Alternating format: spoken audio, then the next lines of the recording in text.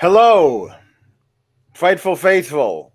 Welcome to another episode of Sour Graps, first ever NXT on C-Dub edition.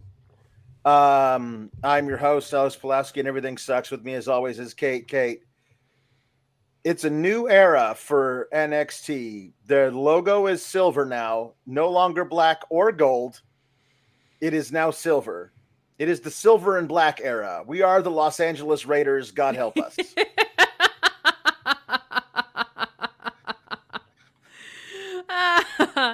It is. This is the first post show of the CW era. So get in your super chats, get in your humper chats. This is the NXT Sour Graps edition for Tuesday, October 1st already. My freaking goodness. So much to talk about. Corey Brennan was originally going to be on tonight, but he's a coward, as you guys know, and he is not on. But he's a very, very tie little boy. Oh, so suddenly you get tired at 3:15 in the morning? He's very tie. He's all tuckered out. He's all doubled up under his blankets, just getting all tuckered out. Sleepy Corey, but he did have some great updates on FightfulSelect.com. Best $5 in the biz. Head over to FightfulSelect.com and subscribe. So much about today's show. So much in recently. Gosh, just the MVP news alone for what we saw a week ago. Like, more contract news on the way. Crazy. We have so many more PLEs and pay-per-views coming up as well. Sean always has great information coming out of those.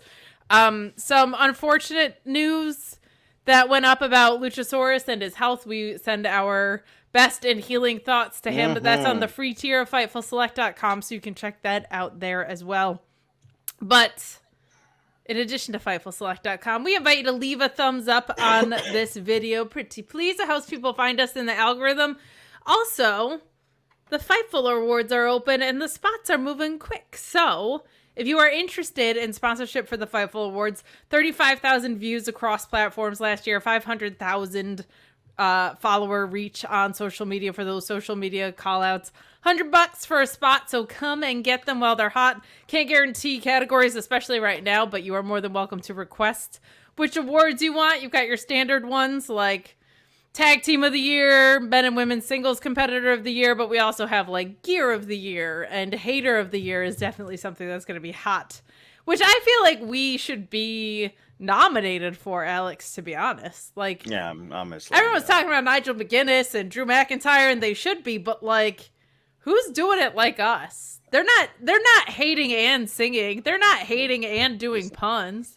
This is one of those things where I told Sean to take my name out of the running because it's simply not fair. I would win every year. And like it's one of those deals where like it's one of those things where like everybody accepts that so-and-so is the greatest of all time at blah, blah, blah. It's all now just coming down to who's number two.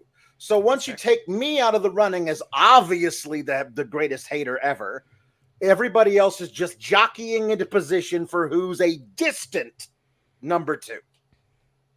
It's true. And it's almost like how Will Ospreay was splitting the vote. I feel like it would just be like Sour Graps on Tuesday, Sour Graps behind the paywall. Like, we would just be splitting the vote all over the place. So we'll let the other people have it. But another thing while we're at it, Luis Polito, always just like saving my bacon on stuff that I can't remember. But this week, Super Chats and Humper Chats are donated to a very important cause, greatergood.org, who helps transport animals in emergency situations like the hurricane that is going on right now. So thank you to Louise for reminding me which organization it was, because I didn't have that information available.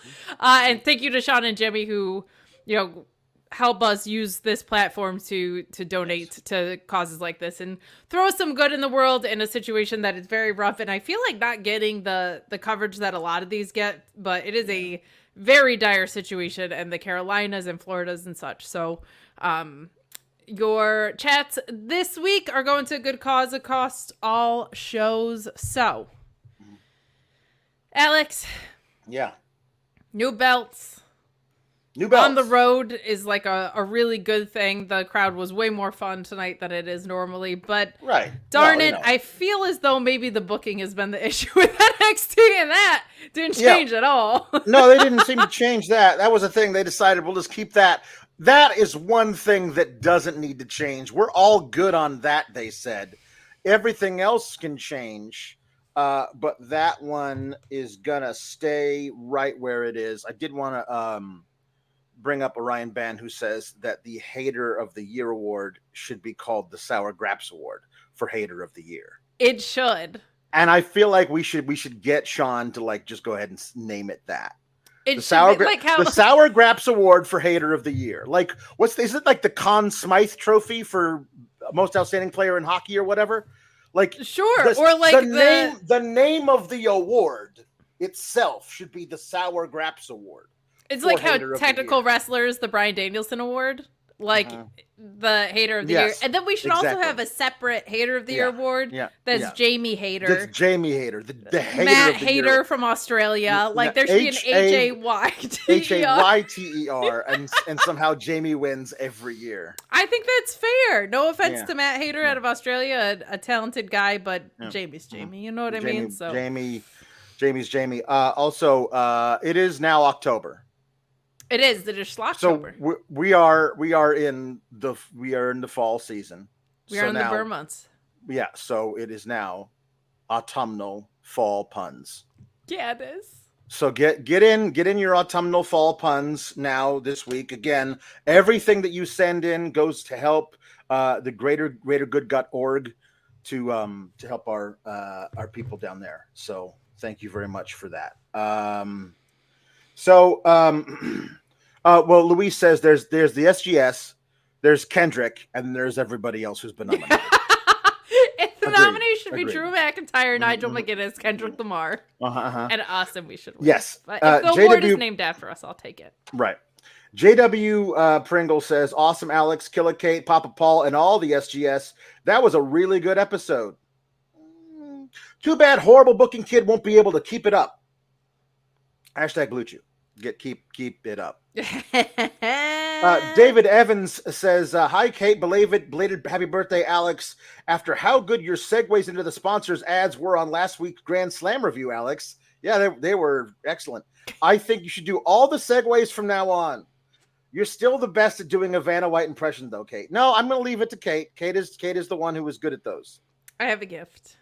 Tim McFall says, I defend Corey, but only cowards need to sleep.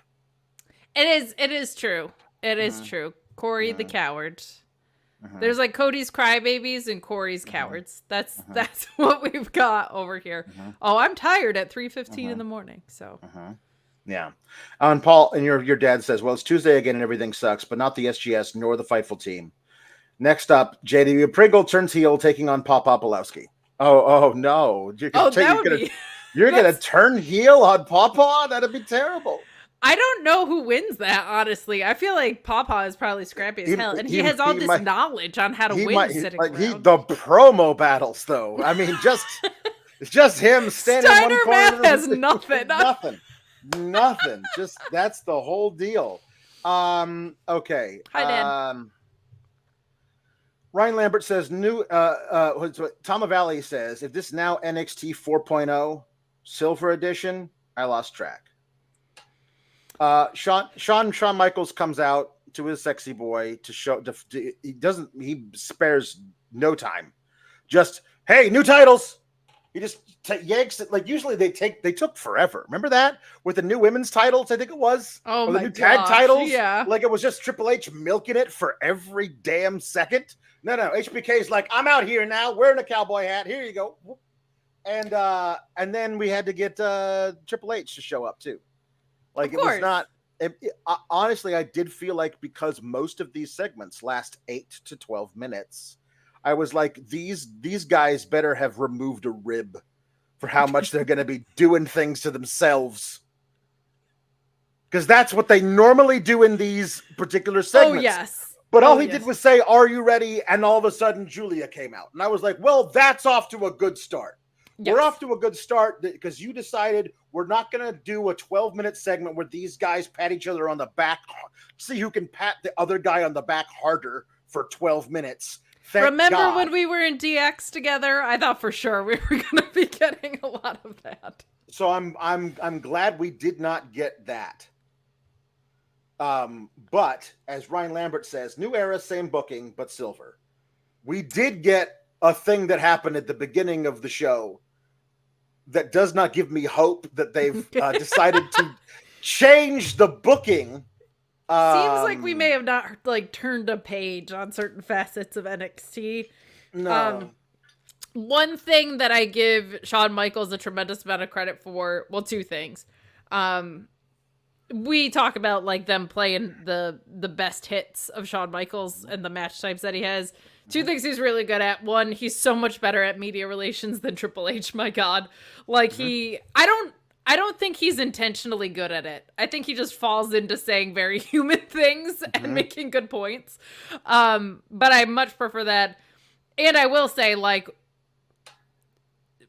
since they gave the reins to Ava or whatever, his presence on the show is a distant figurehead. We do not see a ton of this stuff. Whereas Triple H, I feel yes, he's it's time to stall the game. He is just wasting 15 minutes every PLE and every chance he gets to be damn, my entrance is cool. And in his defense, he's not wrong about that. It's a very cool entrance. I just don't need to see it 900 times a year. Well, I'm really glad they didn't even have him do an entrance. He walked up the stairs. He was there. This is when I thought, oh, you guys got a jam-packed show tonight. There will be zero, and I mean zero, filler on this episode. Of course not. If you took out Triple H's full entrance, you took that out, then there's zero filler on this episode. There was 15 minutes between the end of the first match and the beginning of the second match.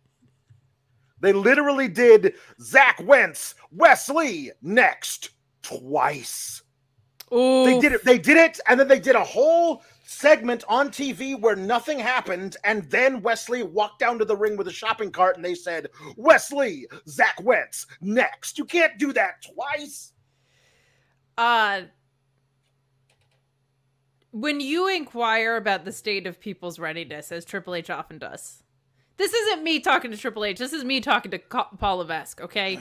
If you are going to inquire about the state of people's readiness, what they are ready for is not 15-minute gaps between matches. What they are ready for is a show that, moves quickly and has some fluidity. Otherwise, you wouldn't have to be so worried about whether or not they were ready, because here you could miss plenty of stuff. You could go to the merch stand. You could get yourself some chicken tenders, get yourself in some Twitter trouble on that. There's plenty that you could do in between matches and not really miss anything. So either don't ask me if I'm ready, because I only really need to be 60% full battery for such thing, or give me a better paced show. Right.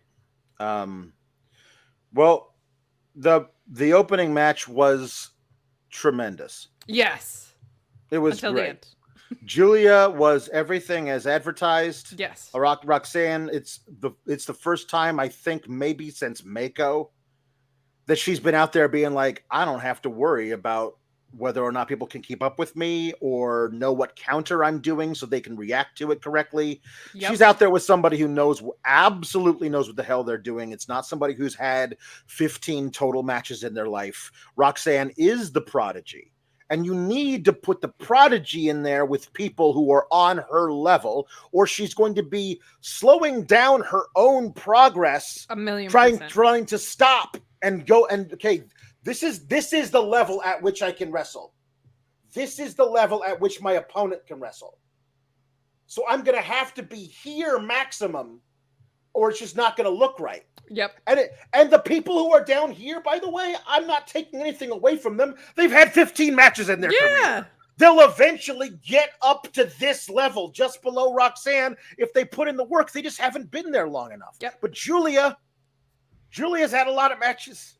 Giulia's been doing a lot of stuff overseas. Giulia's an absolute prodigy herself. This was a fantastic match until the end.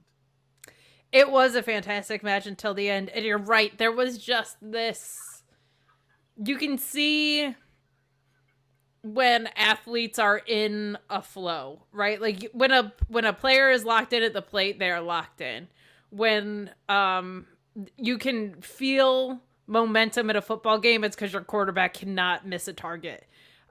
In wrestling, you have to be locked in with your opponent, and that is special and different because in order to make a wrestling match work, you have to be on the same page as the person that's your opponent. That's like no other sport in the world, right? So, the idea of like that person across the ring can hoop the same as I can. Right. Just like I would imagine alleviates so much from you as because you're not a ring general. Or you are, but the other person is also a ring general. And the crazy thing is Roxanne's like barely able to legally drink. Like she's so young and she's so good. And I'm so continually impressed by the fact that she never, considering they made her anxiety a storyline, like she has never looked like the moment was too big for her. She's never looked that way. Giulia looked very comfortable for her first match, and I think it was because these two just really know how to go. Mm-hmm. Giulia bringing a Joshi background and a very different style than a lot of what exists on NXT is so valuable. And we're going to get that again with Steph, which is great. And we're going to get that again with Delta because, and similar to Alex, this is not intended to be a knock. It's just what developmental is when you are moving from being a D3 athlete to a professional wrestler. There's like a different type of physicality. Like even Tiffany Stratton, who's doing great on the main roster, it took a long time for her to like start laying shit in. Giulia, that is certainly not an issue. Delta, it will not be an issue. But like there's so much to learn and understand in wrestling. And then to be able to do it all at the same time takes years and years and years. Like, for it to all come together in a working picture is insane. So, being able to see two women do this is going to step up the game of some of these kind of younger talents. And the incoming talent is just gonna get better. But, man, was I looking forward to seeing who was going to be women's champion by a clean decision at the end of this match, Alex, because the story they told was fantastic, and then then they did something stupid. Yeah, the story they did tell was fantastic. Roxanne was in there being like, I'm gonna throw everything I got at you, and Giulia was like, cool. Yeah, I don't like do it. Let's do this. And Roxanne was getting a little frustrated, but not something over crazy. I think Roxanne still thought she could win. You know what I mean? And Giulia was like, eventually you're going to make a mistake. I'm going to hit you so hard, you're going to black out and I'm going to pin you. And that's like, it didn't feel like Giulia was ever at a point where she doubted whether or not she was going to win the match. Yes. Like, and Roxanne did a good job of.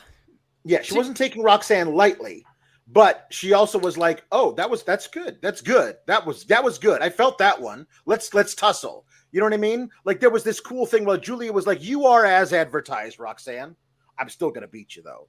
And Roxanne was like, oh, this girl is as good as they say she is. I can still beat her though. And there's a difference between those two things. And I think that they told that story right up until the end incredibly well. I do too. And I loved, to your point, Roxanne was getting frustrated, but it wasn't comical over the top frustration, but it was the like, damn, that didn't even work. Okay, well now I have to go back and pull this tool out of my toolbox thing. And Giulia being like, I am so aware of your entire toolbox. It's great. I am affected by it, but I know I know where you're going with things. Right. Really good and a completely unnecessary end to the match. Right. So Roxanne hits a pop rocks on Giulia finally, but Giulia rolls to the outside. And the ref is doing something, I guess. Kind of, yeah. Like he's got his back turned talking to Roxanne for really no reason. It's one of those where like the ref just has to be dumb. in order for a thing that you booked to happen. And if the referee has to be dumb, like actively, like his brain is removed from his head, like he's Shibata, and he cannot think. That's how dumb you need the ref to be. Well, then you booked a bad finish. You know what I mean? So, in my head, they're like the referee, like Shibata's the wrestler. Like he's right, yeah. So, listen, this poor referee's gonna get sucked into the learning tree for like 3 months in this stupid feud. So Giulia gets back in the ring, and somebody runs out in a leather jacket crop top thing with a hoodie that's cinched really closed. And then I thought it was Solo Sikoa. It very well may have been. Honestly, if you just look at all the times we've seen somebody in a black hoodie show up, statistically, you would be right for assuming that. Sure. However, it was not Solo Sikoa. Or anyone in the bloodline, to my surprise. No. But the person gives a little double underhook DDT, a little dirty deeds. Mm-hmm. Giulia sells it perfect. She spikes herself on the top of her head, rolls through, and the forward of her head hits the LED board. Hoodied person rolls Giulia into the ring, where another pop rocks is administered. And then Roxanne pins Giulia.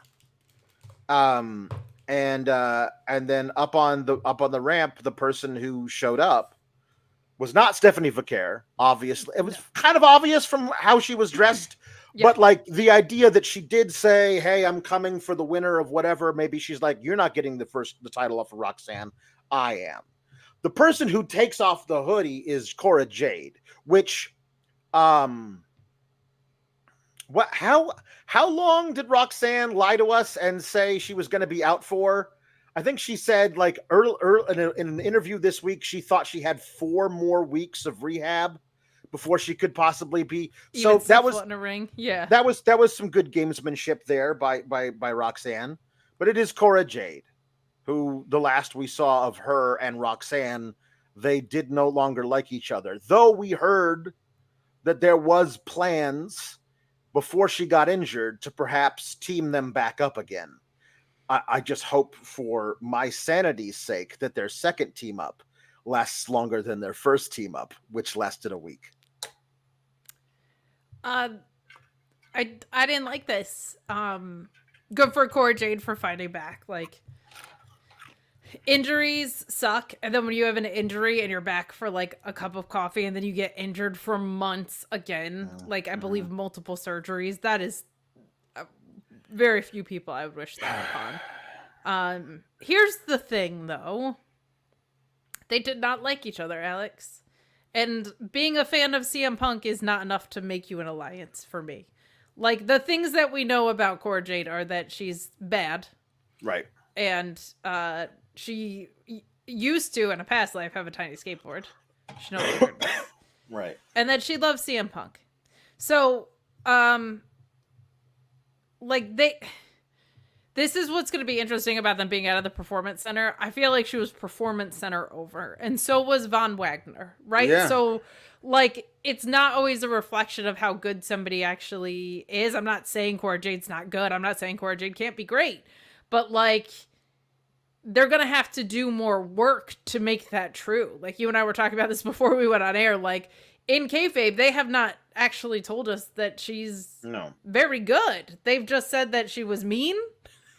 Like, and that once she had a tag team run with the current champion. They have work to do with her if they want her to be as high as they think her ceiling is. Before she went away the first time, and then before she got injured, she was at a very prominent place on the card. And obviously coming back, she's going to be at a very prominent place on the card. I haven't seen what they've seen to put her in that place. I'm not saying she doesn't have it. I'm saying they haven't shown it to me. Correct. So what is going to be very clear here in the next few months is there going to be those girls who are on the roster before the influx of 3 incredible international talents there are going to be those who step up and those who fall behind. And so we'll see where all this goes. But they put a lot of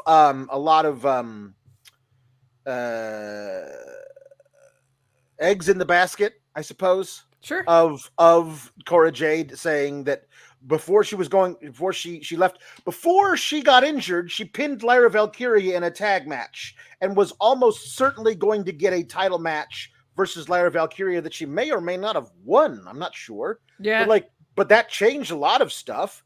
So, like, I mean, this is the deal with her coming back and taking out Giulia. There's a backstage little segment where she says, people coming in and they think they own the place, but don't forget, this is my division. I'm the generation of Jade or something. And then Roxanne comes up and says, hey, what was that? It's like, well, maybe we're not friends anymore, but I do like the woman you've become. And Roxanne's like, well, maybe a common enemy will see us team together again. I don't know. And she goes, and they leave.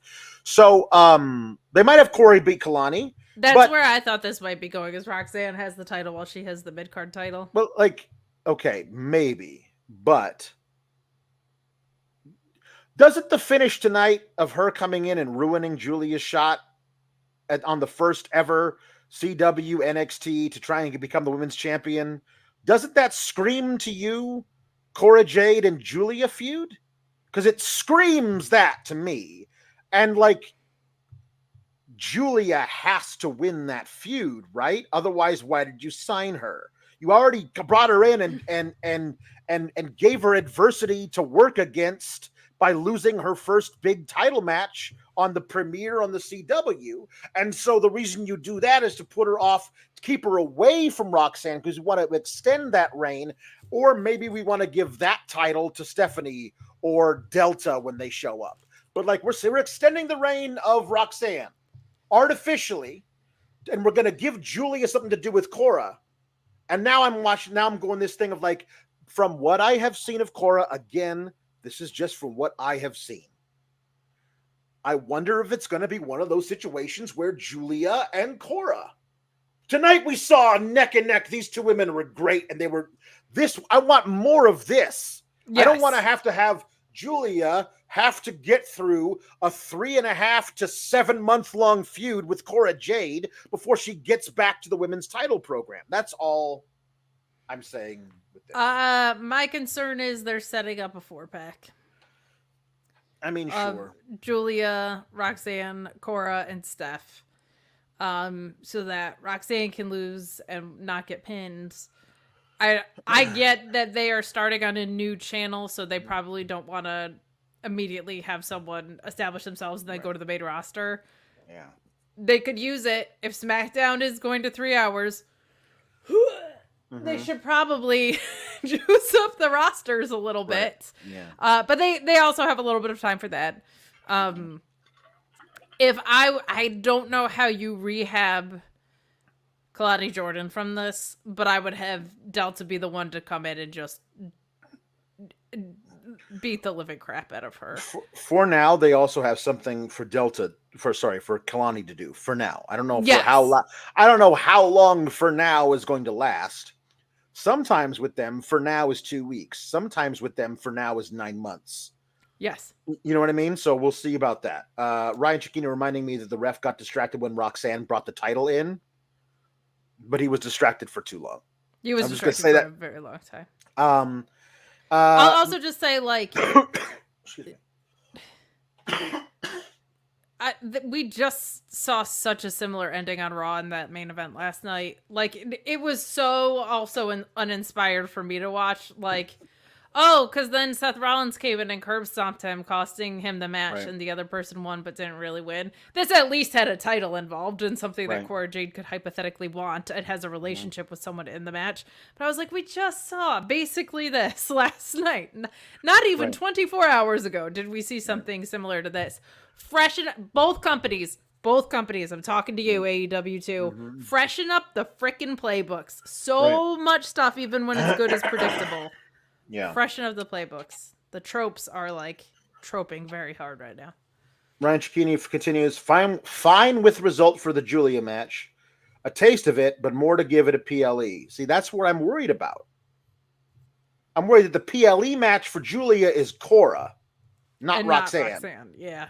So they're again artificially extending her reign, because we all saw that Giulia had a pretty good chance of winning that match if there had not been the interference. So if they were to give Giulia a rematch at Halloween Havoc, that's probably where it ends. However, the next thing after that is Deadline. So we might have to wait until December for Giulia to become the champion.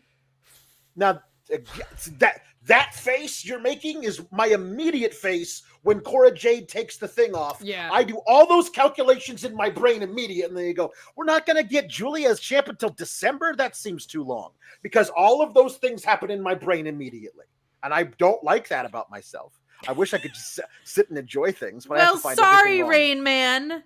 I know. Jeez. Valab says, after that Death Rider, I think Cora has seen Rocky, or maybe it was a future shock. A DDT nonetheless, and Giulia spiked herself like people should. Yes, very good. Very good. Yes. So we get a segment of the Blurry Boys, not Fraxium, the Blurry Boys.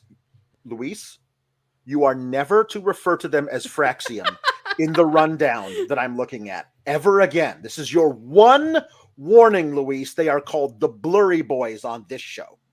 We'll bring a whistle. Nathan Fraser and Axiom are playing on the PS5. They're playing a little WWE 2K24 against A-Town Down. But they're arguing about whether or not people they're focused enough, and they're so unfocused during the game that Nathan Fraser ends up getting pinned. And he's like, okay, point taken, you win. We should be more focused. Let's play some more video games. So my thought was like, he was going to do, you're right, we're not focused enough. Let's go work out. You know what I mean? But he's like, let's go, let's continue. Let's lock in and play the video game right. Going hard.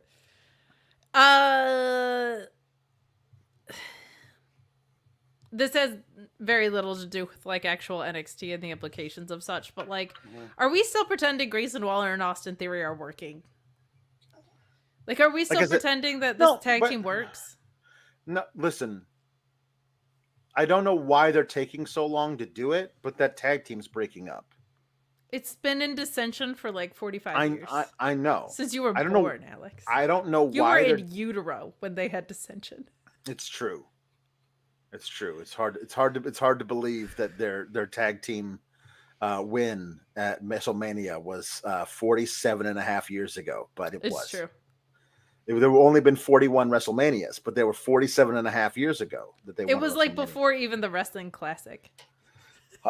Theory and Waller next week. Blurry Boys win, and MCMG shows up. The important thing is we have to ask Corey Brennan if it's going to be them showing up. Nobody's asked him about Motor City Machine Guns. No one's asked him about it. I wonder. Not a single person. I wonder Sean. I wonder if he's just thought. But since nobody else has asked him to ask, I wonder if he himself has thought to ask. Yeah, correct. Because he's an idiot. You know what's probably happened? You know what probably happened?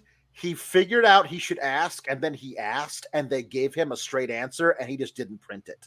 Yeah, he just was like... I'm pretty sure he has a definitive yes or no on record from Shawn Michaels as to whether or not MCMG are coming in, and he just hasn't told Shawn about it. That's actually why he bailed on coming on tonight. He was like, I don't want to feel pressure if somebody asks, because I know. That's true. Jambeard says that Linder was still going to prom while they were breaking up. It's true. It's true. Yes. Now Cicchini says, I think Giulia beats Cora, Vaquer beats Rox, and then Giulia needs to beat her last two losses for the belt. Perhaps.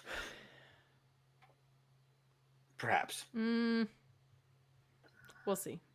How did you feel before we keep plugging along here? How did you feel about like the overall presentation? Like, what did you think of the new belts? What do you think of like the new graphics and stuff? You just don't care about that stuff. Graphics don't really mean anything to me. The belts are fine. I will not miss the weird rainbow stuff. Like we got that dropped in dish soap. We got that in the last like I don't know, let's say 3/4 of the way through the life cycle of NXT 2.0. It was so late. They gave them new belts. And then NXT 2.0 stopped, but entirely through NXT 2.5, they did not change the belts. And now we're switching to the CW, so now we get new belts. They're the CW belts. The CW belts. Yeah, I liked them too. I'm a big, like, your belt should have gold on them person, but these ones had gold, even though they were predominantly silver. So they're silver. It's like there's with gold accents on them. But like I'm a Win Eagle girl. I'm a big belt, big old belt girl. The logo is the same color as the hair on the head of their average viewer. Remember when we found, I don't know if it's still true, remember when we found out the average viewer of NXT during 2.0 was like 68 years old? Yeah. I don't know about everybody else, but my local CW, I'm going to say over 50% of the commercials on CW during NXT were for life insurance. Yeah. I mean, it's just like, it's fun. Life insurance. Are you going to die soon? Would you like to not leave a burden for your family? It was, I don't know, man. It's just very funny to me. Okay. CM Punk is being told by Ava he needs to call it down the middle, and he says he will. Okay, fine. Lexus King shows up. He did the damn. You showed me that thing that he had shaved into his face, and it was like I got a nice new shave for CW for A. I'm like, oh, they're gonna put Lexus King match on the show too. Just they're gonna throw it in there. Another one with Ora Mensa or whatever. No. He just showed up backstage to like say, "Hey, CM Punk, like I'm trying to be a good guy now. I mean, I don't want to be like my dad anymore. I want to be a good guy." And I'm like, "You are baby facing the worst people, like consistently. The people they just out of the blue decide we're gonna turn this guy into a baby face. Like I don't know if this is worse or Von Wagner is worse, but like." They just picked the worst people to be like not a champ, not a top guy who needs a new idea, but like everyone's been clamoring for the big Lexus King babyface run is not something that I ever thought. This is worse than Von Wagner because Von Wagner was not offensive as a heel. He was just like a big oaf. You know what I mean? But like Lexus King has actively been like he was hitting on girls real weird for a while there, and then he's mad about music like from this decade. Like that's not like oh man, I want to root for that guy thing. I said this to you yesterday on the Raw review. I said like, what is Karrion Kross? And you said actually there was this great vignette on social media you should go check out, and it was. You were so right in that it was 100% the best thing he's done in WWE character-wise ever. Far beyond what is Karrion Kross is what in the hell is Lexus King. Like, it was so clear to me when he debuted. Like, he's following in the footsteps of his dad. He has this cool character tension where he didn't use his name because he didn't want to be like him, but he's gonna have to embrace it, and then he's gonna turn into the loose cannon. And then he was like, what if I just got weird facial hair and was weird to girls for a bit? I was like, what happened? And then what if I stopped being weird to girls, but then was militantly anti EDM and pro hair metal for about 3.5 minutes. And then that becomes no longer part of my character. And then what if I decided to like compare dead dads with Oro Mensa for no reason? Because I want to be Christian Cage. And then what if I decided in a match with him that I didn't want to cheat to get victory for the first time in my life?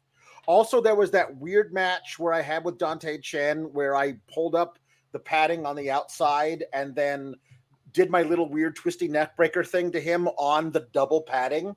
But we're not going to talk about that. No, of course not. Hey, CM Punk, can you help me? I don't want to be my dad, or do I want to be my dad? I'm trying to be a good guy. What should I do, CM Punk? And CM Punk says, whatever I do, do the opposite, because I'm not a good guy.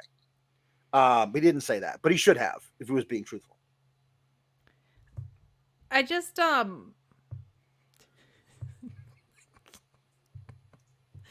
all-knowing CM Punk, you are the only veteran in the world. Yes, I know. Come on. I know. CM Punk in Chicago, there's no more powerful being. This guy, who's 1-1, kind of, since coming back. Like, fucking what? I'm so... I have this man's tattoo on my neck. People are going to be like, you're a hater. I hate this shit. I don't hate CM Punk, but I hate... hockey, devil imagery, hockey some more, my wife and dog bracelet. Enough! Sage old wise CM Punk. You used to be cool. You had balls. You were the voiceless. You were cool. Oh my God. That felt good. He was the whole reason I got into wrestling, and I am so mind-numbingly bored. It sucks. I have like 18 of his action figures behind me somewhere, and I am just yawning at, well, Mr. Punk, can I get some advice? Shut up! I'm so bored. Maybe you should have consulted him about what barber to go to in Chicago, because you look stupid.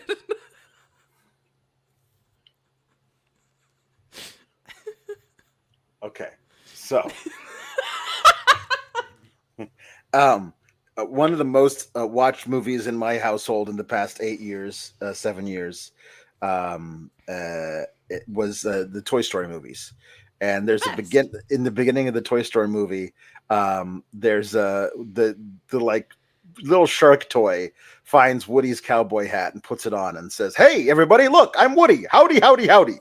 So when you said hockey, I just imagined a little boy shark coming out with on his fins, he's got him taped with X's on him, and he goes, "Look, everybody, I'm CM Punk. Hockey."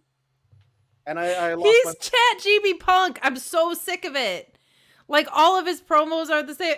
Him being around NXT is like the sage wisdom guy, makes me want to vomit. There's like, oh my gosh, he was so cool. And I'm just so bored of, I like it when artists evolve, and he is not evolved at all, like in a very long time. Like, get something without the Chicago stars on it as a t-shirt. Do something different in a promo. I'm so bored. Like, and this, all knowing being Phillip Brooks. People should be trying to pick fights with him. Why is nobody trying to beat CM Punk up? Well, I mean, Ethan Page tried to at the end of the night. Didn't turn out well for him. It did not turn out well for him. Tim McFall says Kate's rants hit different, LMFAO. And Tom LaValle says, I love Kate's rants. I do, very much. Robert Gary says, big pop for the Toy Story reference. Thank you very much. Hockey. JW Pringle says Lexus King is awkward hillbilly Ziggy Stardust, maybe? I mean, that's a better guess than I got, man. I guess. I don't know. Seems weird he would like Bowie and Rat. Yeah. It does seem that weird. So we got our street fight. Again, they said, up next, Wesley versus Zach Wentz in a street fight. Who will come out on top? They came back. They had the weird Punk and Lexus King segment, they had a vignette, I think, or something. They had the thing that, like, this is how we got to this match between Wesley and Zach Wentz. Sure. And then they went back to a commercial again. Like, you're not allowed to say next and then show us not that and then go back to commercial and say next again. Come on. Like don't just leave out the first next. Boy and who then cried next. The boy who cried next. In their defense, everything on the show is next because it's NXT, which is just next without the E. Yeah. But Alex, you said there was 15 minutes between these?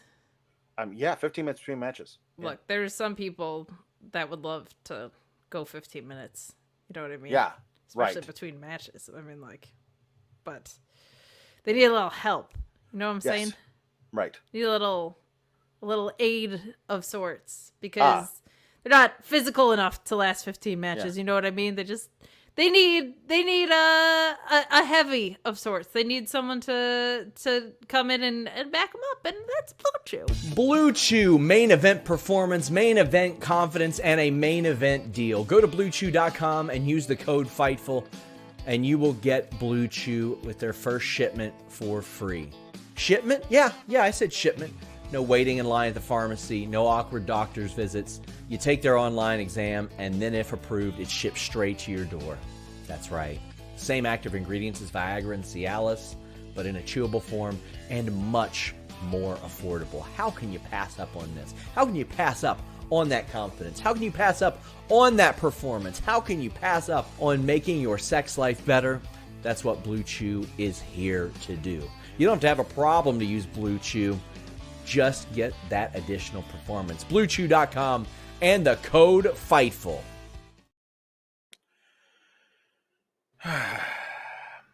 Tim McFowle says, money's for a good cause. Yes, all of your super and humper chats tonight, all of the money we raise goes directly to help the greatergood.org, which will help out everybody. That's the real reason I ranted. It was for the animals. So that's right. It'll help all the animals down in flood territory. Yes, it will. Helps with the transport. My daughter is, for some reason, I don't know. I hope this won't be some phases you go through when you're little just are nothing, and some phases are like, this is going to be my chosen field of thing. So she's going to be the weather lady because she is now completely obsessed with like weather phenomena. Oh yeah. So we've been watching video like of the aftermath, and she's like, what's going to happen to all of those buildings? I'm like, well, those look pretty hard to rebuild. So like I've been watching a lot of this stuff. This is some biblical stuff these people have gone through. It's horrible. And the animals, the ones that survived, my God, the stuff that they've gone through, because they don't understand any of this. You can't it's all right, it's fine. Your house is underwater, but you're fine. Like, you can't tell that to them. They're not going to figure it out. So this is a major deal, and we're really happy we're doing this for people. I am too. I feel like she is set up to be a meteorologist because she loves weather and she's Little Miss Peanut. So it's like she has the presentation skills to be on television and the fascination with weather. C. Delgado says, was this a Blue Chew segue or just more of a punk rant?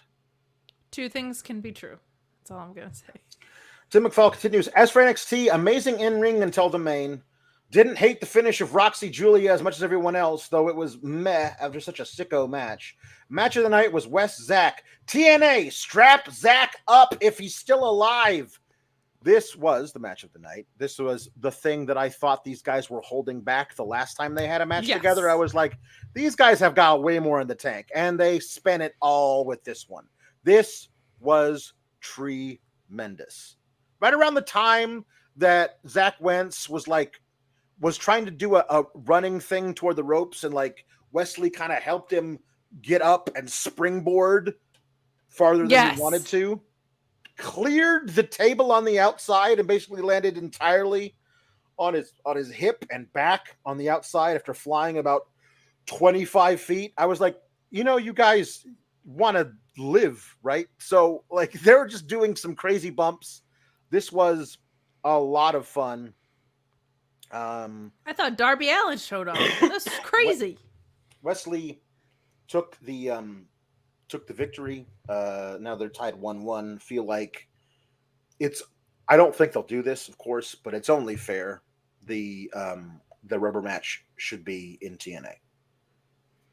I mean, their biggest pay-per-view is coming up. So So if there's a way for that to happen, it should happen there. They had tapings that were scheduled in the line of fire of the Storm. So I know this week TNA is just doing a best of thing because they couldn't reschedule. So programming note as well, Joel Pearl will not be doing the post show tomorrow, or Thursday rather. It would be cool because this story also started in TNA, like it should end in TNA probably. But this match was awesome. A couple really scary spots. That table spot was really scary. A couple very nerve-wracking endings, but these two absolutely went all out. I understand a little bit more why Zach Wentz lost the title. I don't think they wanted him getting pinned here in NXT. I don't understand why he won the title, if that was going to be the case, because he was going to lose one match of a trilogy. But this was absolutely fantastic. Wesley is main roster ready when they want him to be. I think he's made this feud work as a heel very well. I think he's one of the easiest baby faces in the world to root for. There's nothing left for us to see of him that says there's more tests for him to pass, right? Like we've seen him in virtually every context. When they're ready for him, call him up. Don't call him up without a slot, though, because we've seen a lot of that. So have a plan for that guy because he is special. Yeah. This was really, really good. This was the only match that didn't have shenanigans in it because it was a street fight. Correct. They did not shenan once. They did not shenan again. No. It was really, really, really quite good. Ryan Sully says, hey, Alex. Hey, Kate. I thought West Back killed it. They did. Match of the night. Yeah. Trick. And hey, CM Punk handed out free pizza to fans after the show. What a great guy, Kate. Okay, well, listen to me. Out of all the things I said about CM Punk already, did he hand out pizza or did he hand out Chicago pizza? Because whatever. Like, you want to argue about whether he's had compelling wrestling stuff going on. That's fine. That Chicago loaf of bread with sauce on it is a load of crap. No, that's for tourists. I'm sure he handed out tavern style. It's the big thin that's cut into squares. That's real Chicago pizza. I'm sure, being an actual real Chicago guy, that he would never stoop so low as to hand out the deep dish, which can be tasty, but it's not pizza. To all that is fair. I accept that. Yeah. Now, if he's turning heel and wants to pass out deep dish, I'm in on that. He should have handed out friendship bracelets for everybody.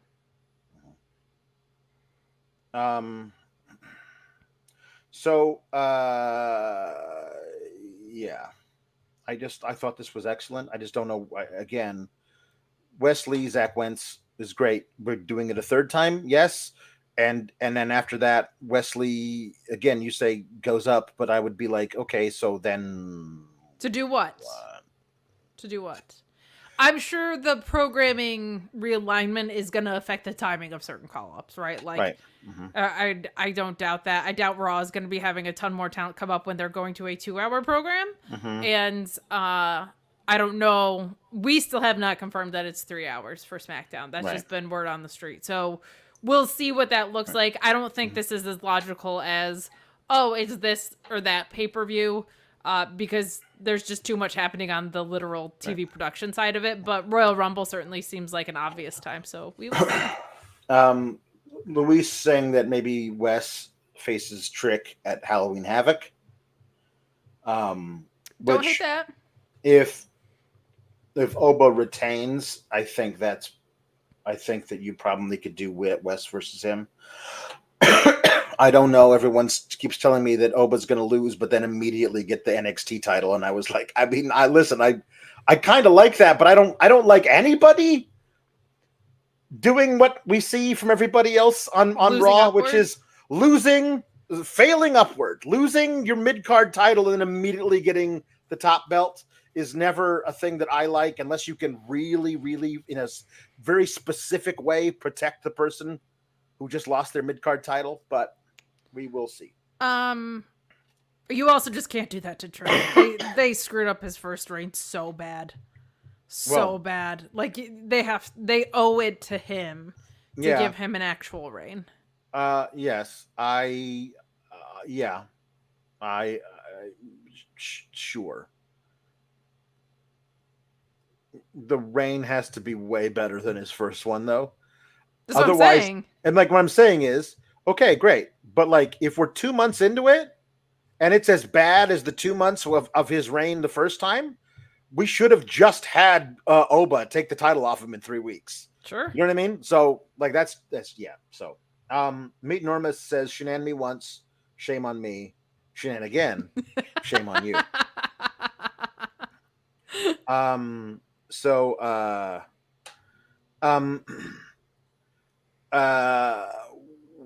we got Lola and Jaida arguing in the back, and Kalani trying to play peacemaker. Man, of all the things that you could learn from your one-time mentor, Dana Brooke, line delivery is not the thing I would choose.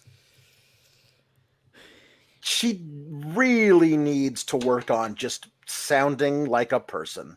Yeah.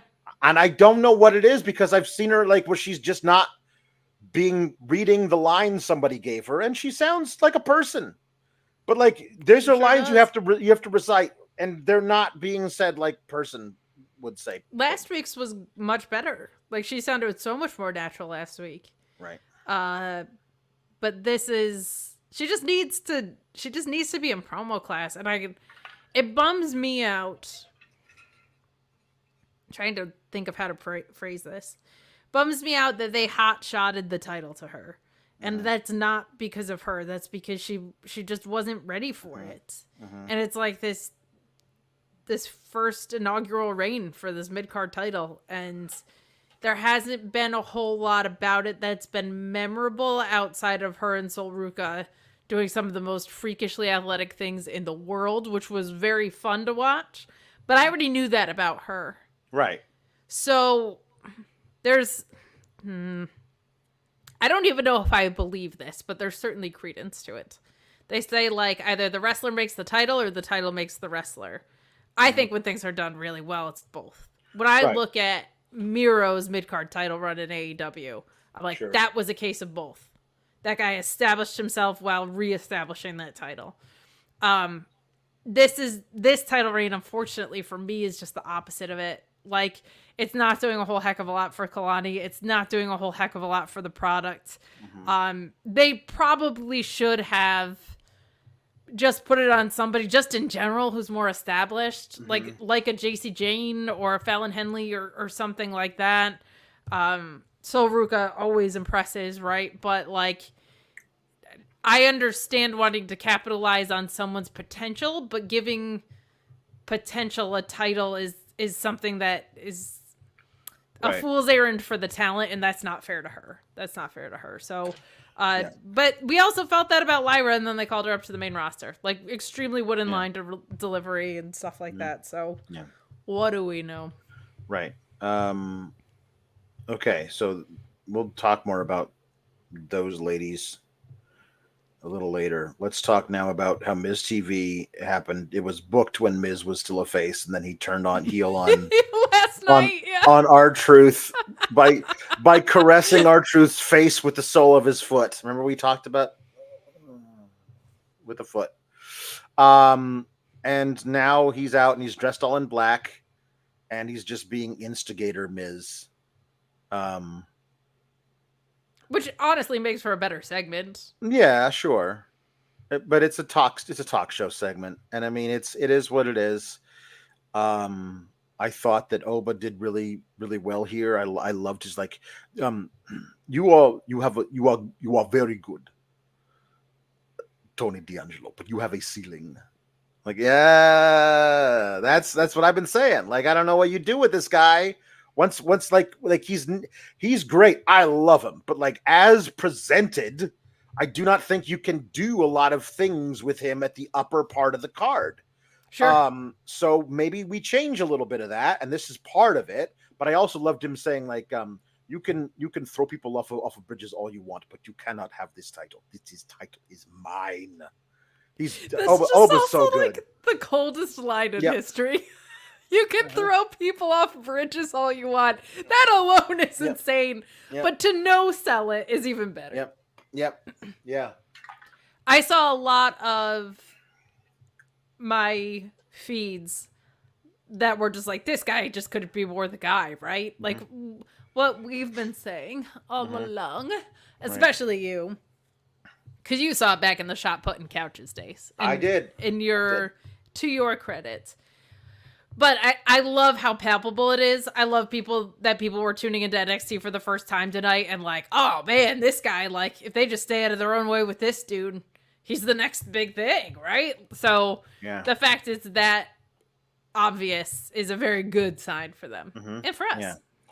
And Tony D, you know, he's you're the ruler. I'm gonna Tony for your big, you know, debut thing where you're being a serious guy coming after a title against a dude who feels like he's unbeatable.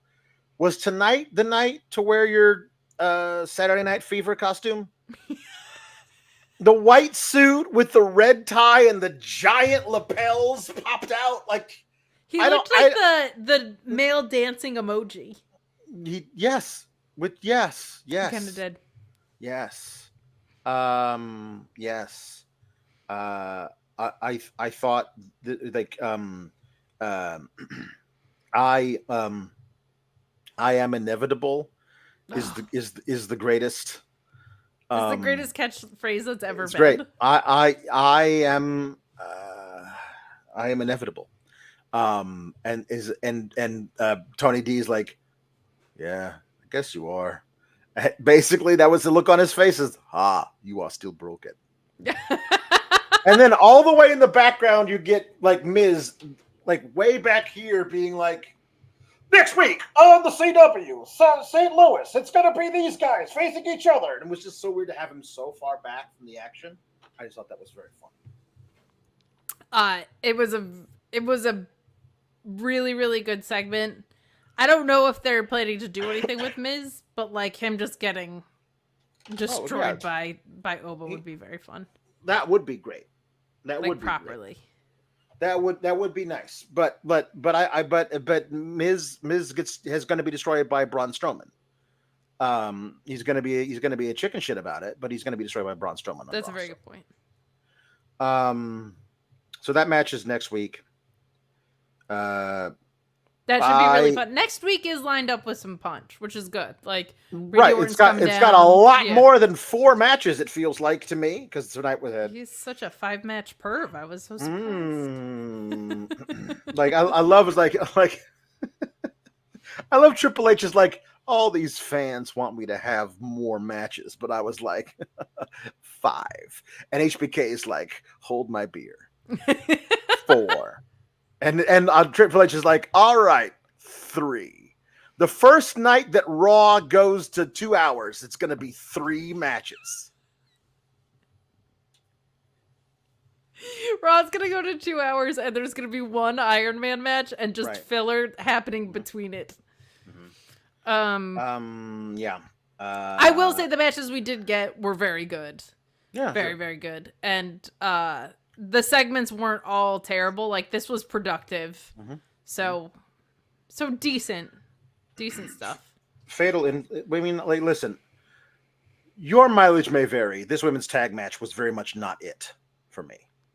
Yeah, I guess I was just thinking like the opener and Wentz and Lee both felt like pay-per-view quality on free TV. Yeah. So I'll take that. And so this match was entirely, can they coexist? Obviously they can't.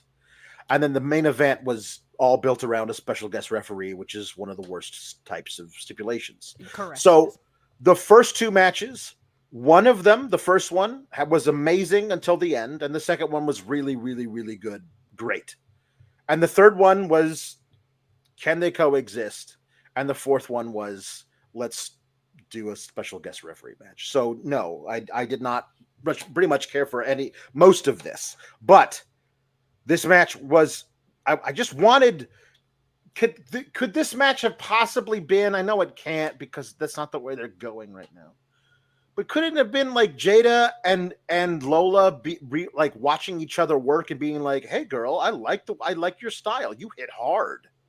You know what I mean? Like, and then all of a sudden they come up with a really cool double team finisher, and they're like, "Where have you been all my life?" It's like, did we just become best friends? Like, you can start out with, we can't coexist. We hate each other. And then like, well, actually, I like that move. That was a good move. I like that. Hey, watch this. And then the other person's like, that was a good move. I like that a lot. Because really, honestly, it does feel like, to me, Fatal Influence is going nowhere. So you have across the ring from them, Lola and Jaida, who I feel like have a much higher ceiling here and on the main roster, unfortunately for the ladies across the ring, than any of the women over there. So I feel like we should be building up these other women for me. And instead it was just like, you breathed on me. How dare you? Says Jaida Parker like 4 times. And eventually she breathed on her so hard that she just left. And Lola Vice was left by herself. I mean, some people have really bad breath in their defense. Perhaps. And then she lost because she was there by herself. And she lost to Fallon and JC, who again, like, they just feel to me like I don't know. I think both women are really good individually. As Ryan Shikini says, I thought this was the best JC's looked in a bit. Yeah, she looked great. She's got good strikes. She's really good. I think Fallon is really talented. Jasmine Nix, the jury's still out on her because she's so new. But she has more consonants in her name than she's had matches. Like, it's as an act, I feel like there's something missing. And Alpha what Bill they're tells missing is proper contenders. What they're missing is not enough pool. It's true. Why aren't you all in the pool? At least one of you must be in a body of water at all times. We know this. Toxic Attraction worked. They built Mandy the whole Rose damn never allowed into the pool around them, and the reason was pool. Mandy Rose was in the pool so much in Toxic Attraction. This hardly any pool.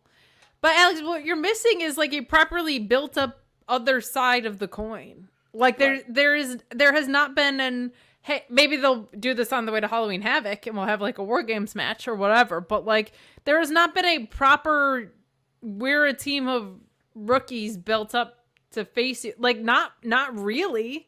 They kind of half-assed it, but not really. I don't think it's on them at all. I think it's on where the hell is the opposition that is a unit together to face this unit. Do you have your book that you read when I go on pretentious rants nearby? Somewhere, yeah. Okay, because this is the quarterly instance where I talk about how Christopher Daniels and Matt Sydal versus Zack Sabre Jr. and Samoa Joe was like the greatest coexistence match ever. So you're gonna need that because you've already heard this at least 45 times, but it's an important lesson to the viewers because in that match, I'll let Alex crack it open. There it is. Okay. Oh, Theodore Roosevelt, very nice. In that match, all 4 men had something to fight for. And all of the relationships were very much established. And what was cool was there was this dynamic between Christopher Daniels and Matt Sydal that made you wonder. Okay, here, let's get into it properly. Samoa Joe was the ROH TV title champion, and Zack Sabre Jr. was the IWGP TV title champion, basically, over there. Both great. Zack had a time limit, greatest reign ever, whatever, no big deal. But the stipulations of the match were, if either Christopher Daniels or Matt Sydal could pin either Zack Sabre Jr. or Samoa Joe, they would get a shot at that respective title. And there was a very clear title for title match building between Samoa Joe and Zack Sabre Jr. But there was also this competing thing going on where it kind of felt like if Christopher Daniels got the win, he would give the shot to Matt Sydal anyway. So you had all of these complications going on, and you had Samoa Joe and Zack Sabre Jr. not liking each other at all, but having a reason, this is the crucial part, having a reason to want to coexist because they wanted to protect their own titles and they wanted to get the win without having an opponent come out of this. So in that match, all 4 people had stakes. This kind of nobody did. Because we don't have tag titles around. It doesn't matter if any of these people coexist. Never mind the babyface side, or what's supposed to be the babyface side of this. So it's hard to do this trope well. They do this trope poor to medium, and they do it a lot. And I'm begging you. I'm not saying everyone's got to be Zack Sabre Jr. or Samoa Joe. That's a very rare thing to be. But a match can be laid out so that everybody has motivations that are clear and everybody knows what the hell they're fighting for. It's not that hard. Anyway, tell us about Theodore Roosevelt. I'm seeing here he used to be president. So. Whoa. Mm-hmm. Mm-hmm. What the hell? Hey, Alex. Yeah. Question for you. Mm-hmm. I've went on a pretty intense rant before, and that's kind of my second rant of the day. And honestly, if you had put money on who was going to rant more tonight, I would put money on you, not me. Now, I'm not saying that there's prop bets available to do that. But if there were, I know where I would go. And I wouldn't be going to any booth to put my money down. Did you know you can bet right online? No. You don't pay attention to the shows you're on very much then, because let's talk about BetOnline AG. I want to talk to you guys about our great partner at BetOnline AG. Yes, the place that lets you bet on pro wrestling. We've gotten our pro wrestling betting odds from them for years, well before we even worked with them. And we're going to tell you a little bit more about them. They got the earliest lines, the fastest payout, the industry best bonuses. They've been trusted for 25 plus years because of their safe and secure environment and their quick payouts. But you can bet on pro wrestling. How cool is that? If you think you know more than anybody, go ahead and look at those odds. It's the same ones you've seen on Fightful for years. You might see one that sticks out to you and you go, wait a second. There's no way that person's going to win. Why are they an underdog? Make yourself some money. BetOnline AG. And hey, it doesn't stop there. Whatever sports you want, they got you covered. Popular games like blackjack and roulette, Supernova, Skyward, all that stuff. BetOnline AG. Please bet responsibly and only bet what you can at BetOnline AG.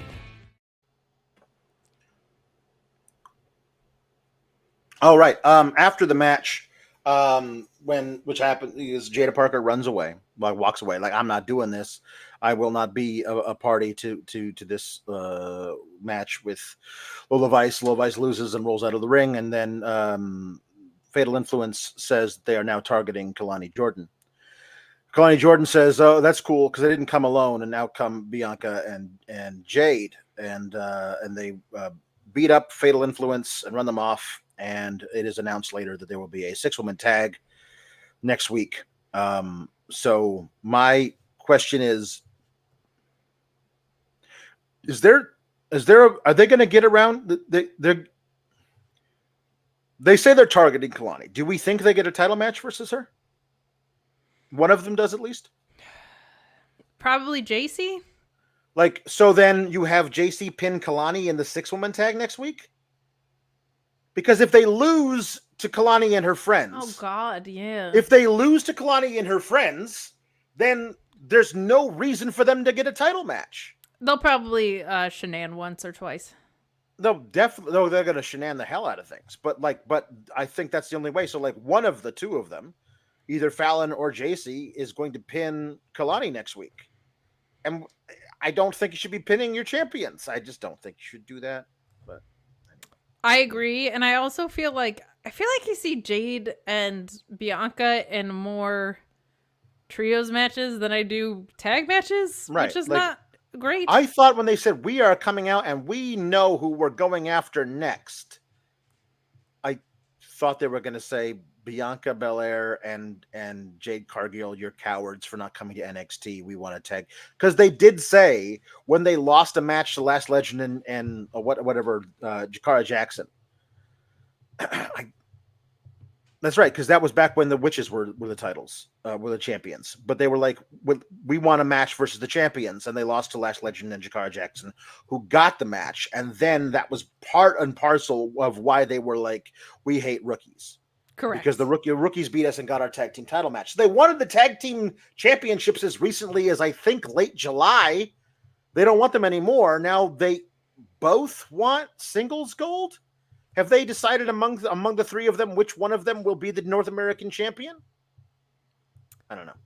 No, it would be cool if they had to face each other for that, but they don't generally do that kind of thing on NXT. Mm-hmm.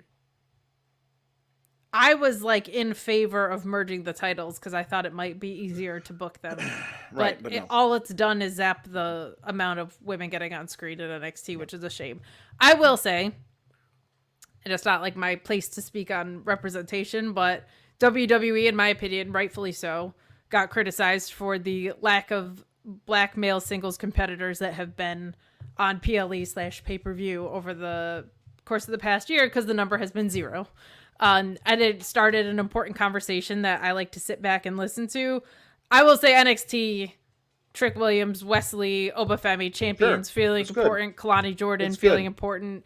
Your black tag women's champions coming around. So it is nice to see that this brand is doing well with that. And it is always awesome to see that. But yeah, I don't know where you go from there. Because it's not like Jade and Bianca are sticking around, right? So I don't know who runs off who, but it'll cause a thing. Cyclo, who's now Jack-o'-lantern, says Lash and Jakara beat Carmen and Soul, and then Fatal Influence beat them after, and so everything just kind of runs together in my brain, and I apologize. No, it's fine. That's about as much as they tend to remember. Ryan Cicchini says, just happy Jada is leaning heel again. Eventually, they're going to team them together. It's just they're going to have to fight each other to realize how much they are alike or something. You and I, we are not so different. You and I, and that's the plan right now, I believe, with Jada and Lola. Just like they're doing with Cody and Roman, only more dramatically inside Georgia Tech. Freshen up the playbooks, I'm begging you.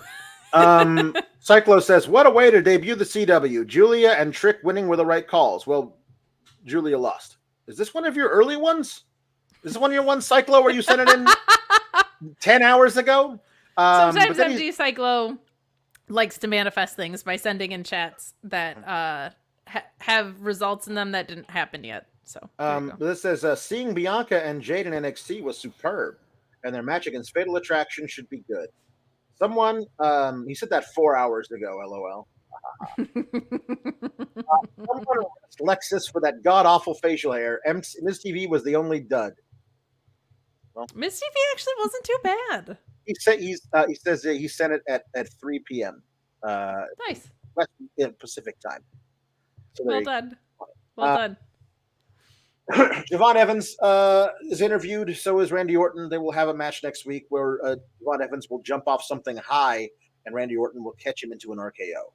That is 9,000,000% happening. That is the only thing that we need to talk about with this. It is. That will be very cool, undoubtedly. It'll be predictable, but Javon Evans will probably do something crazy. So that'll be really fun. I feel like Orton's the perfect guy to send down here for what they're doing. Like that. That's awesome that Javon Evans gets to work with him. We already knew this was happening. This was just to get it on the CW that it was happening. So we'll see next week.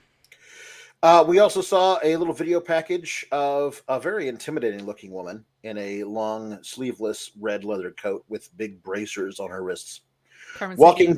Walking down a dilapidated apocalyptic highway.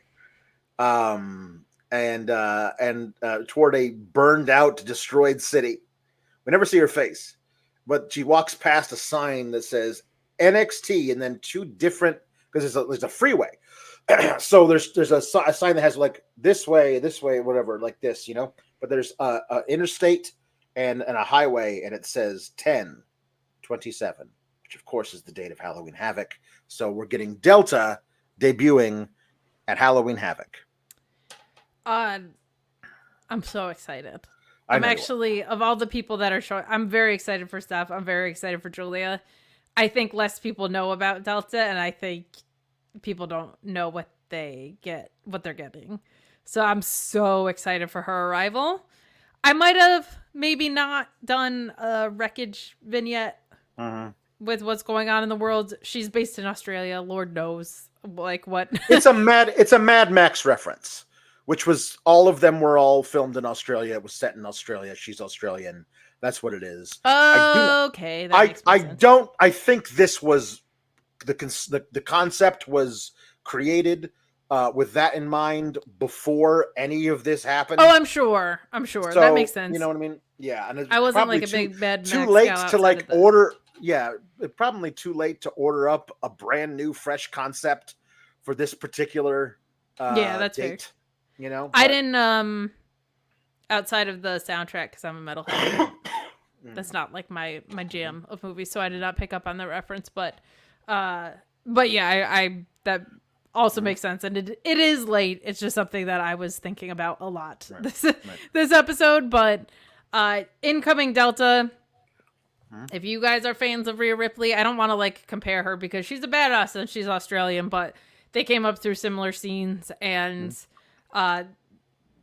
there is so much potential in her. Like, I think of anybody that's coming in, she is equally as much a future WrestleMania main eventer as people are talking about with Roxanne and Giulia and stuff. Like, she's unreal. So if you want to go back and watch past matches, her and Jessica Troy in an Iron Woman match is probably the one I would recommend. It's ridiculous Jessica Troy has not been signed as well. I'll also just say that she should probably be in AEW or Stardom, but I can't say enough about Delta. I think she's so great, and I'm very, very excited for her. Very, very excited for her. Lupongi Vice says that says that Delta's fan base should be called the Deltoids, which I like a lot. I love that, especially because she's got them. But also, she should make a friend named Al, and they could be the Altoids. And we could have sour Altoids on this. The Deltoids and the Altoids? Yeah. Okay. Ryan Cicchini says that Kalani will get destroyed by Delta on Halloween Havoc. I think that might be a deadline match. I don't think that they're gonna have her win in her debut, but maybe a post-match beatdown kind of thing. Right. Because that's also like, I feel like we're not the only ones that feel like Kalani's a little vulnerable right now, so I wouldn't do that as much as I would want to see it. But maybe a post-match arrival thing could be very fun. I like this one a lot from Jambeard, that Delta has a top rope flying move called Airlines.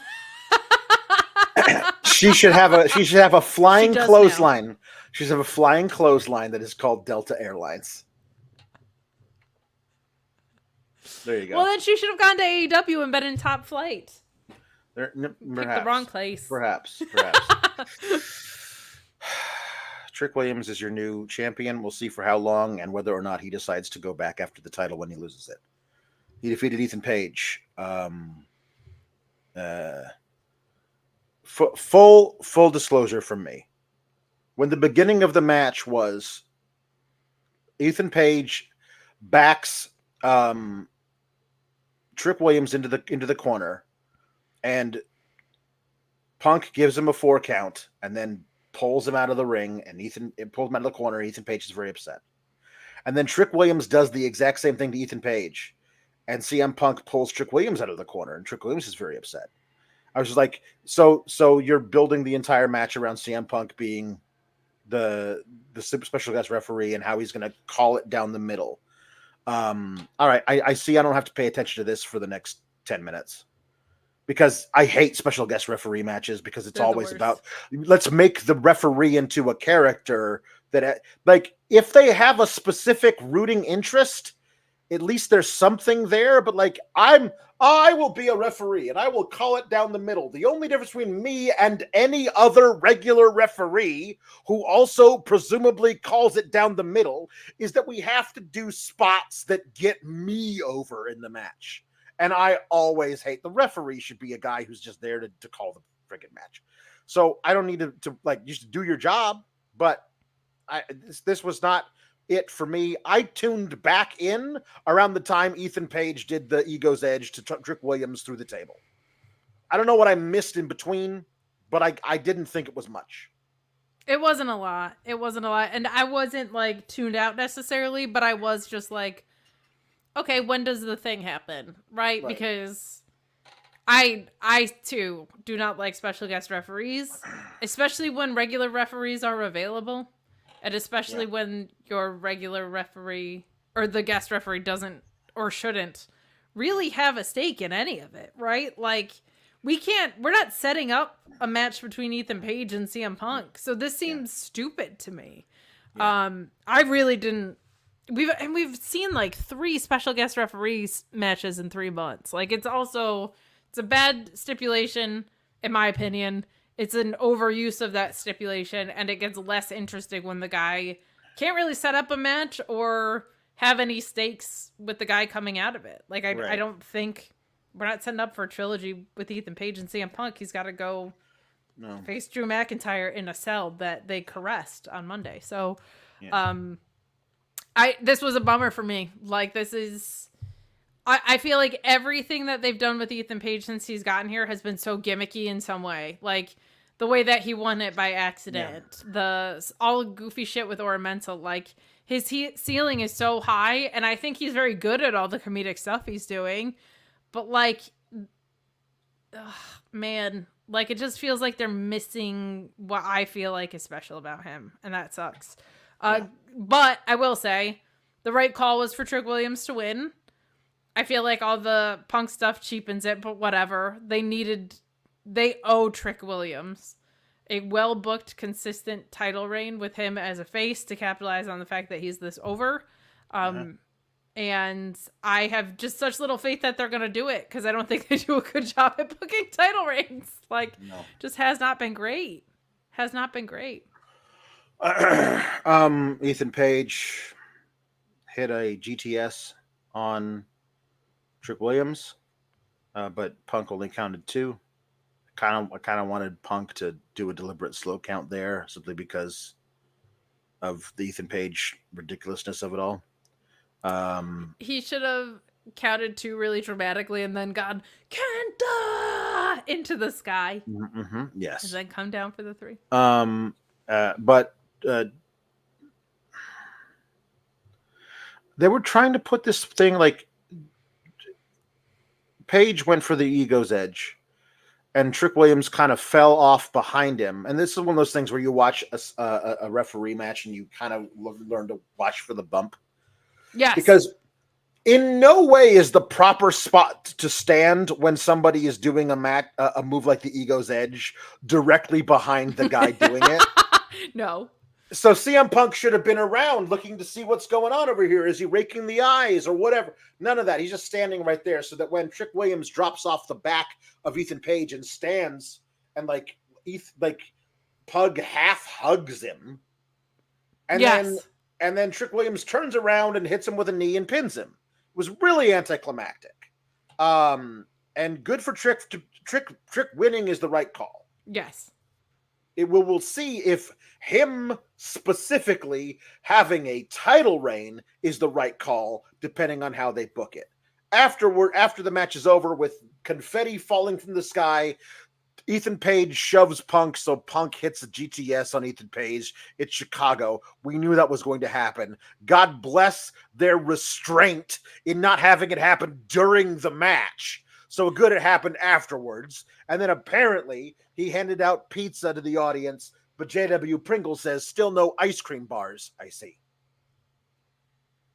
I want my CM Punk ice cream bars. Bastards. Good result means to get there, not that great. Like, it just, there's no reason CM Punk should have been in this. There's not really, like, you could have had him have a presence on the show. I get that it's Chicago and WWE and a big move. But, like, special guest commentator, host of the event, whatever. There's, like, all these other avenues. Then I'm a special guest referee that doesn't actually have a stake, except that guy seems kind of mean. Yeah. It's like, you're CM Punk. You know what I mean? Like, you should not be offended that the champion seems kind of mean. which is basically the extent of it. So yeah, was not for me, unfortunately. I'm glad Ethan Page is around. I'm glad that they're giving Trick a second shot here, but they've got to back it up this time. They owe him a real title reign, other than coffee at a house show and one match against Ethan Page. That was not fair. Yeah. Also, the big news is that Miss Sex YY is going to be on the show again next week. Ever since you pointed out that it's 2 Y's and not 2 X's, it makes me so mad. It's 2 Y's. It's sex and then a Y and then a Y. And will sex, you be twerking on the post show this time? At the very least, it should be sexy E. But like, no, it's sex YY. That's why it's sex YY. Sex yay. Like, is there like a diphthong kind of, or not a diphthong, but like, what's it called? I don't know. It should be like a yee, like with double Y's like that. Oh, okay. I don't know about that. She's rapping, so we will see what comes of that. Maybe. Don't say I didn't ask. It's Alex's fault that he won't be twerking next week. I requested, he denied. So. Louise saying that was pointed out in the Discord by someone named Xander's thoughts that Paul Levesque and Lee Fitting were listed with their shoot names as producers on the little after thing, but then Shawn Michaels is listed, and that's not his real name. So I must like no. The world shall not know of the Hickenbottom. We all do, though. Mm-hmm. So that was the show. Jambeard saying, "I'm sorry, but that new NXT theme is booty and not the good edible kind." I didn't mind it. I thought the graphics on the opener were a little bit weird. It's fine. It is what it is. I don't care. I really don't care. I it's very funny that like they did go from like I believe Slipknot, like 4 renditions of the opening theme was Slipknot, and now it's Lil Wayne. So yeah, the times they are a changing. The times they definitely are a changing. The Hickenbottom Kid. I never put that together. HBK. Hickenbottom Kid. There you go. Yeah. Maybe at the Alamo, Hickenbottom. Amazing. Now see, Luis has terrible ideas. He wants Oba to lose the North American title at Deadline, but then wins the Iron Survivor as the Joker of the match that same night. Can we just get a damn Iron Survivor match that isn't booked like Crazy Town? No, because the match is Crazy Town. I don't want, like, after we saw Trick Williams get 5 pinfalls in 14 seconds, I don't need another crazy finish of the Iron Survivor. Honestly, he lost me at Oba Femi should lose. Like, he just shouldn't lose there you anything. Go. Yeah, there you go. C. Delgado was talking about the NXT 2.0, the Rainbow stuff led to Ricky Rainbow. Kind of. But only because I bought that wig for the first ever episode of NXT 2.0. And then I had it around and wore it when I was playing Restronaut with my daughter. That's exactly it, yeah. That's how it did. All right, here we go. We have hold on. Mr. Bandana Head says, shout out to Kate. There's not enough women's representation wrestling media. Such perspectives are a privilege for the SGS to hear each week. Well, thank you so much. I do have to say, when I was at Grand Slam, there was a lot of women in wrestling media there, and it made me feel really good. Like, these rooms are more even. There's still ways to go, certainly, especially for women of color, but I do appreciate that, and I appreciate that it is a priority that Sean makes this not the old white guy channel, because there's a lot of that already. That's good. And JW Pringle talking about his forthcoming feud with Paul Popolowski says, damn, now I gotta fight the elderly again. Again? I don't know about that.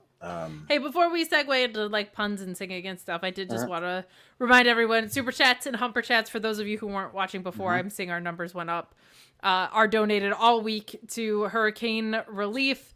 Louise pinned the organization at the top, but they are fantastic, and they transport animals that are in the destruction of the path of the hurricane. So your money's going toward a very good cause this week. And we'd also remind you to subscribe to FightfulSelect.com real quick. You can subscribe to the free tier for anything of a sensitive nature, medical updates, including what happened with Luchasaurus. There's some details over there. I gotta say, Sean's always great with his reports, but I was so impressed by his reporting on the Lucha Brothers situation on Fightful Select because he went out of his way to clarify what AEW's up to, what WWE's up to, what the Lucha Brothers are up to, and even the difference between contract tampering and the actual legal statute that is being potentially violated there by WWE or whatever. Contract tampering is a league-specific thing in traditional sports. So just an incredible job clarifying everything about that situation. Get the details, get the accuracy on FightfulSelect.com. And yes, your chats are going toward this wonderful cause.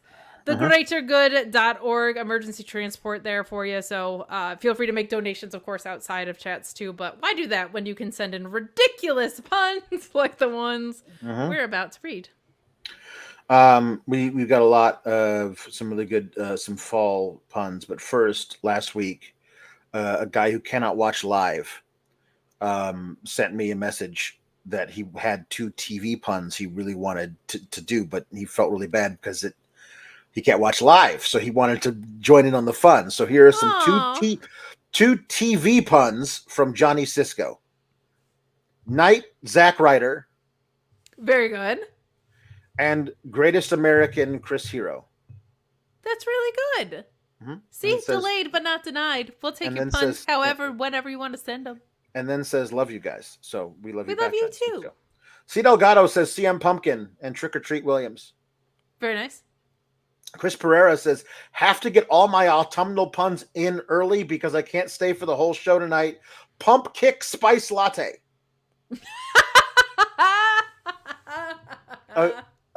Corn Mace or Corn Masse. Very nice.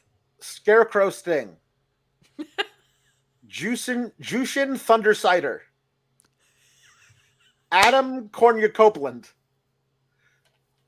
Jushin Thunder Cider is ridiculous. Holy shit. Mick Foliage. Mick Foliage, man. Harvest Moonsault. And Marshmallow Haze. Very nice. Meat Enormous says pumpkin spice tope. Very nice. The Last Hayride. Very good. Bobbing for Abaddon. This one I really like a lot because it makes you think. Join the dark earlier.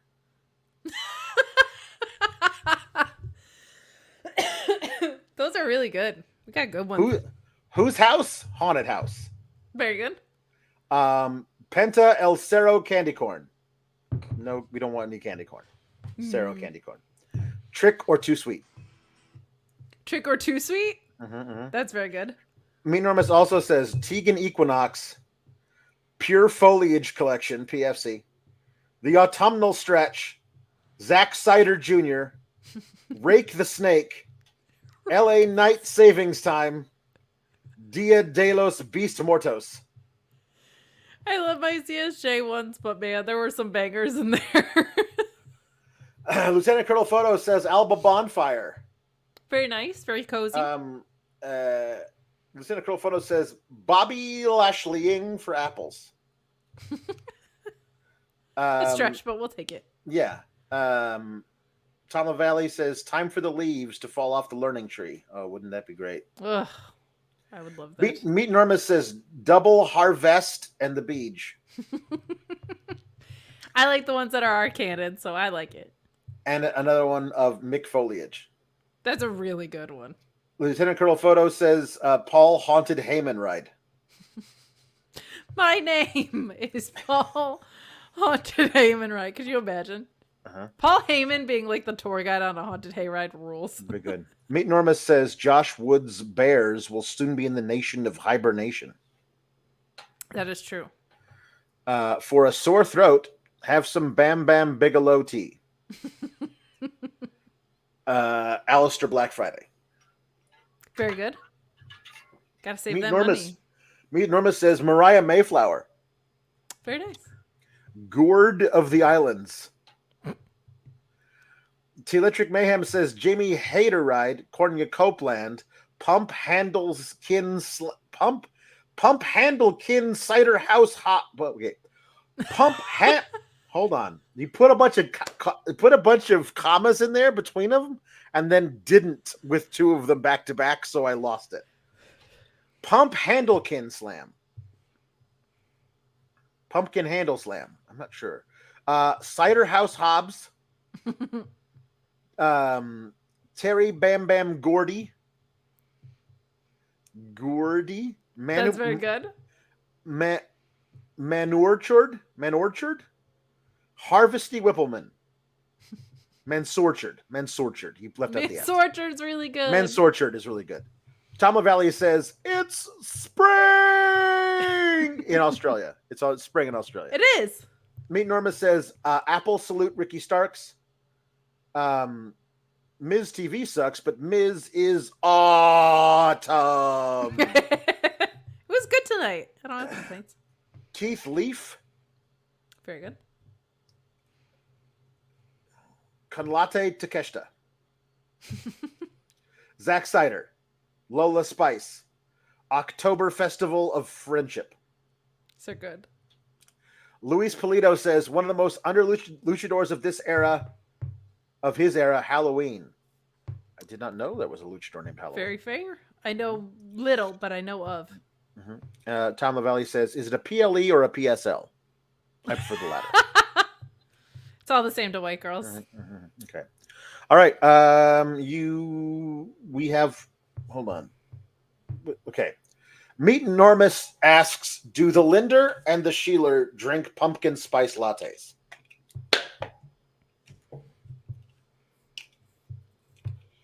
I'm more of a hot toddy gal. I love a hot toddy. Oh, you've always been a hot toddy gal. I always love a hot toddy. I'm not sure. Can you put rum in a pumpkin spice latte? Would it taste good? I don't know. I don't know, but I'm more of one of those apple spice gals. I like the apple spice, but you almost had another husband named Hot Toddy, if I do recall. No. Listen, Todd. His name was Todd. He was not hot. You were hot for him.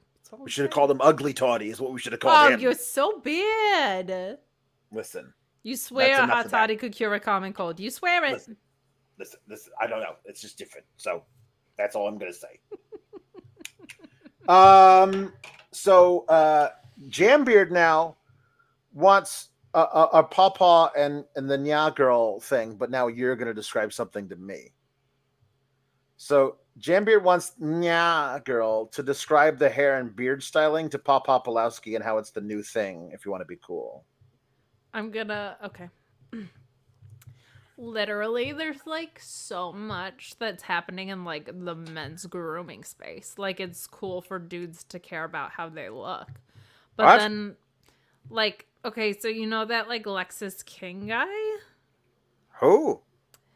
He's an NXT superstar, and he literally shaved the Chicago beard into his whole area. It looked so ridiculous. He always has ridiculous hair and ridiculous facial hair, but it's making a statement and turned him face or whatever. He did it because of Chicago and stars. Where? Do you know what Chicago is? Who are you? I'm the Nya girl. I don't think it works the other way. My name is Nya. Natalia. No, I feel like you have to describe Lexus King. I feel like it's got to be the thing. It's got to be. Yeah, there's a guy who used to play for the Cincinnati Bengals. His name was Brian Pillman Sr. We didn't know he was a senior at the time, but then he stopped playing football and he went to the WWF. Well, the WCW first. He was part of the Hollywood Blondes with Steve Austin. That was a guy who went on to do other things. But anyway, Brian Pillman, he lost his mind and he did other things. Where did his mind go? I don't know. It might have fallen out of his head when he had that terrible car crash. But anyway, there's a horrible. It wasn't great for him. A lot of bad things happened to poor Brian Pillman, but then his son came around, and his son was in the AEW, and then now he's in the WWE, but not really. He's in the NXT, and he's decided he doesn't want to be like his father. So he said, "You know what? My father didn't have a terrible beard. So in order to not be like my father, why did he not put some respect on his dad's name?" Maybe he decided he didn't even want to be the ultimate disrespect. He says, "I don't want to be called Brian Pillman Jr. anymore. I want to be called Lexus King." After a car, and also a monarch of some kind, and I'm not really sure what any of this is going on. What? So let's see here. Electric Mayhem says, "I don't watch NXT, but booking sounds like the same as it ever was. Jukebox for Ghosty Rhodes to sing Once in a Lifetime by the Talking Heads." It's me. Hello. You know what? Honestly, I have been called a talking head in my time. It's true. In my time, when I was doing the commentary, I would be told, "You are just a talking head, Dusty," and I said, "Guilty as charged."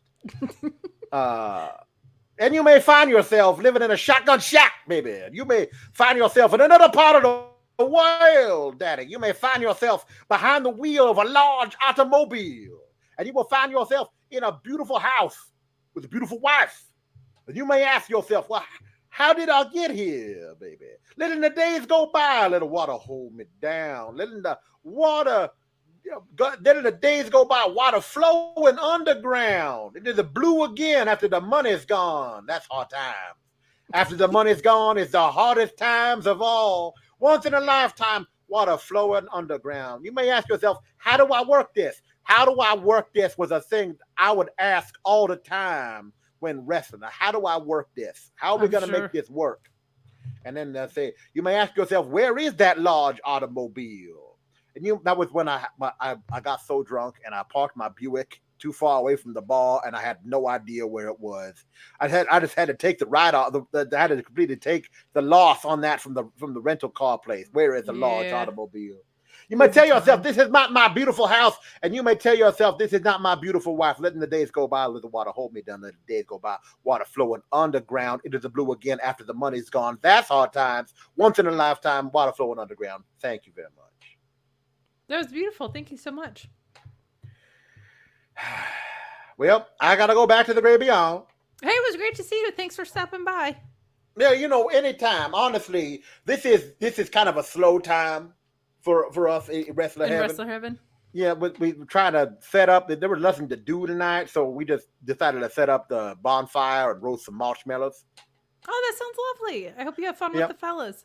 Yeah, this will be nice. We got some s'mores going. It'll be nice. All right. Bye. Bye. Hello. Hi, Ricky. Tom LaValle says Ricky Rainbow sings Harvest Moon by Neil Young. I love when you do our work on Super Chats. Come a little bit closer, hear what I have to say. Just like children sleeping, we could dream this night away. But there's a full moon rising. Let's go dancing in the light. We know where the music's playing. Let's go out and feel the night. Because I'm still in love with you. I want to see you dance again. Because I'm still in love with you. On this harvest moon. When we were strangers, I watched you from afar. When we were lovers, I loved you with all my heart. But now it's getting late and the moon is climbing high.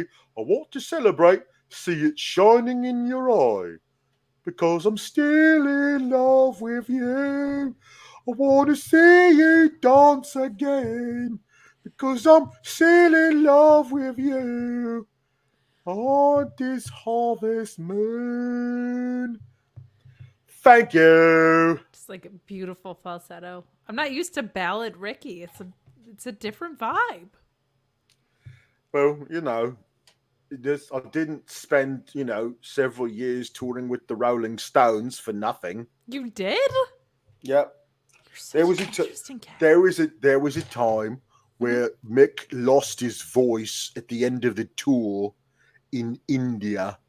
And so we were there in Mumbai. It was called Bombay then, but you got to say Mumbai now. Of course, yeah. And I was standing backstage with a microphone, singing all the songs, and Mick was up there doing his little dances, lip syncing into his microphone. They never told anybody, but it was Ricky up there singing Jumpin' Jack Flash and all them songs. I can't get no satisfaction. I look forward to your memoir. I do. It'll be great. All right, well, keep cool, gabagoos. Yeah.